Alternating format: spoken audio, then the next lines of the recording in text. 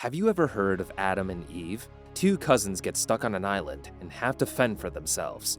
We are in the Victorian period in the South Pacific Ocean. A ship is sailing towards San Francisco. Two young kids, cousins Richard and Emmeline Lestrange, are sailing along with Richard's father, Arthur. The two little cousins are playing on the edge of the ship with no worries, even though there were sharks near the ship.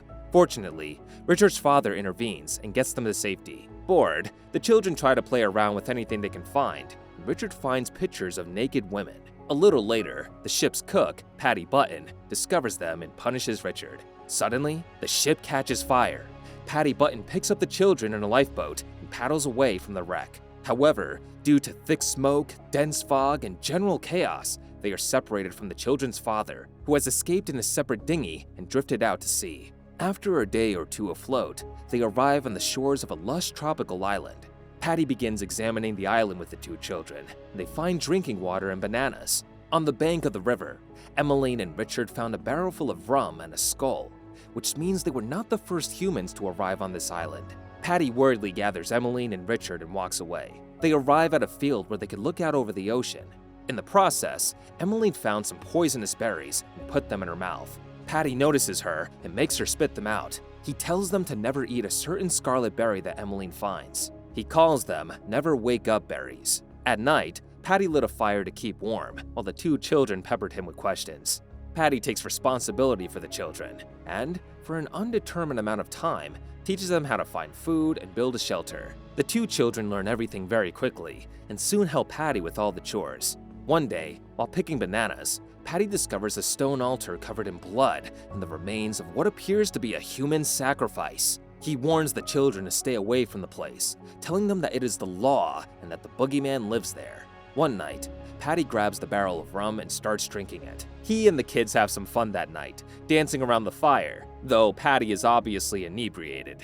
When the children fall asleep, he takes the barrel and swims to a smaller, nearby island. The children wake up in the morning and row the boat to where they see Paddy lying on the sand. Thinking he is simply asleep, they turn him over to see that he has died during a drunken binge. A crab crawls out of his mouth and Emmeline faints. Richard takes her back to the island where, that night in their cabin, she begs him to take her away from this place. They pack up everything they have and paddle to the other side of the island, where they find a new stretch of beach to settle on. Relying on each other and the riches the island has to offer, Richard and Emmeline mature into strong teenagers, spending their days diving for pearls and fish, gathering food, or maintaining their treehouse. As time passes, Richard and Emmeline soon begin to develop, both physically and emotionally, in ways they cannot explain. Although they have matured physically, mentally they still remain little cousins who have a lot of questions about the world. One day, Richard wakes Emmeline up to tell her that it was Christmas and that Santa had brought presents. Inside the socks, they found pearls, and Emmeline realizes that Richard had arranged the whole thing. Growing up as children, they are generally ignorant to the changes they experience, which led to frustration and confusion for the most part. Emmeline thanks him for the gift by kissing him on the lips. The two realize they feel butterflies in their stomachs, but can't explain it. One day, Emmeline has her first period while swimming. Scared at first, she calls Richard. When he arrives and asks what's wrong, she yells at him, embarrassed, and tells him to leave. Richard's only theory is that she accidentally cut herself. Emmeline, on the other hand, nervously throws small pieces of wood on the fire, saying she doesn't understand what's going on. Richard gets nervous because Emmeline isn't talking to him and leaves. While they are staying on this island, Richard is building a new boat. In the process, Emmeline is admiring his muscles.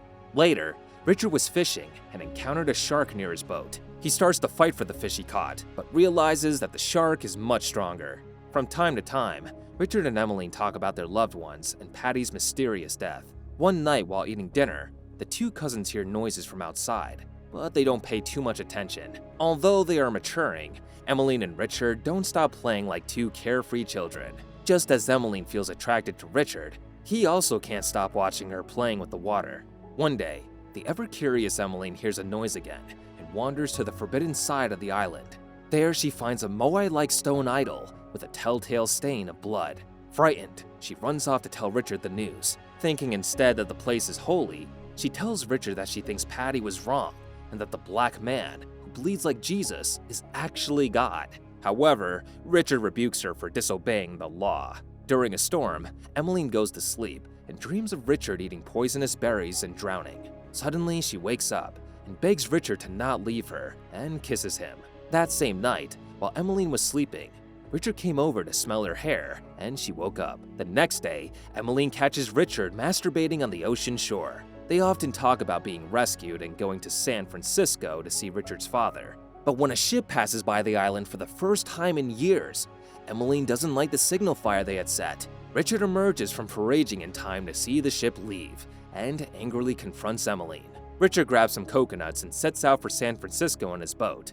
But after a few feet, the boat sinks. She tells him that the island is their home now, and that they should stay. To Richard's disbelief, they insult each other, and Emmeline reveals that she knows what happens when Richard leaves alone, which leads him to throw a coconut at her. She throws one back, hitting him in the head. Immediately remorseful, Emmeline rushes to him, but he slaps her and says he wishes she was dead and buried. Furious, he kicks her out of the house, throwing her items onto the beach. After building a makeshift hut near the water, Emmeline steps on a stonefish. Richard discovers her fatal illness in her hut, and she begs him to take her to God, despite the law. Fearing for her life, Richard does so and places her on the stone altar, reciting what little he remembers of his prayers. Richard brings her food and cares for her. Emmeline eventually recovers, and, after regaining the ability to walk, goes swimming with Richard in the lagoon. Afterward, they sit naked together and share some fruit and kiss each other. They feel butterflies in their stomachs again. They lie down, expressing their love for each other, and discover intercourse and passionate love. Putting aside all their fighting, they spend most of every moment with each other playing in the water or making love. However, Emmeline soon becomes pregnant. We can notice this by the fact that her appetite has increased significantly. One night, Richard feels like making love, but Emmeline pushes him away, saying it hurts her. Emmeline begins to feel something move in her belly. She and Richard have no clue about her physical changes and have no knowledge of giving birth, attributing everything, at first, to Emmeline simply gaining weight. One day, Emmeline disappears, and Richard searches for her in the jungle. Following the sound of drums, he arrives at the altar where God stood. There, he witnesses a native tribe performing a human sacrifice. Richard flees when the victim is killed and hears Emmeline's cries, following in time to help her give birth to a baby boy they name Paddy. They take the baby back to their home and try to feed him. Frustrated by the baby's crying and the fact that he will not take solid food or juice, Emmeline takes him into her arms to see that he instinctively suckles at her breast. Richard tells Emmeline what he witnessed the night she gave birth and assures her that if any of the natives come to visit, he will strike them with a spear like a fish. But, fortunately, the natives never come to their side of the island. The next day, Richard returned to the island where Paddy had died. He approaches the beach and sees the old man's skeleton lying in the sand, bleached by the sun. Richard tentatively touches his ribs, matching them to Paddy's, and looks at the bones in his hands. As the child grows, they teach him how to swim and play. Richard tries to teach him all the things he learned from Paddy. The little boy spoke his father's name for the first time, and they could only be happy. While they are all playing together in the wet mud near the shore, a ship led by Richard's father approaches the island and sees them there. Since they are completely covered in mud, Arthur does not recognize them. Paddy points to the ship, but when Richard and Emmeline see it, they give up all previous intentions of leaving the island with silent glances and retreat with Paddy into the forest. The family continues to spend their days together, playing games and gathering food. One morning, the young family takes the rowboat to visit their home place and gather food and other supplies. Richard goes to pick bananas, while Emmeline and the baby explore the coast. Emmeline doesn't notice that young Paddy is picking poisonous berries and putting them in his pocket. The two return to the boat to wait for Richard, but the tide carries them out, and Paddy throws one of the oars into the water. Emmeline notices and tries to retrieve it with the other oar. She is unable to do so, and calls out to Richard, who starts swimming toward the boat, followed closely by a shark. Just before he reaches the boat, Emmeline throws the last oar at the shark, hitting it and giving Richard enough time to get out of the water. They try to paddle to the shore with their hands, but the tide is too strong and they don't swim, since the shark could attack them. Slowly but surely, the boat is taken out to sea. After a day or two, Richard and Emmeline wake up from a nap and find Paddy eating the berries he had collected. Frantic, they try to get him to spit them out, but he has already swallowed them. After another day, young Paddy struggles to keep his eyes open and falls into a deep sleep. Resolved, Richard divides the remaining berries between him and Emmeline, and they lie down together awaiting death. A short time later, a large schooner approaches the rowboat. Arthur Lestrange and the ship's captain approach in their own dinghy to find the young couple and their baby lying in the boat. Do you think they are dead or deeply asleep? Hope you enjoyed this video. If you did, then find out what a little Nazi boy does when he finds a little Jewish girl in his house.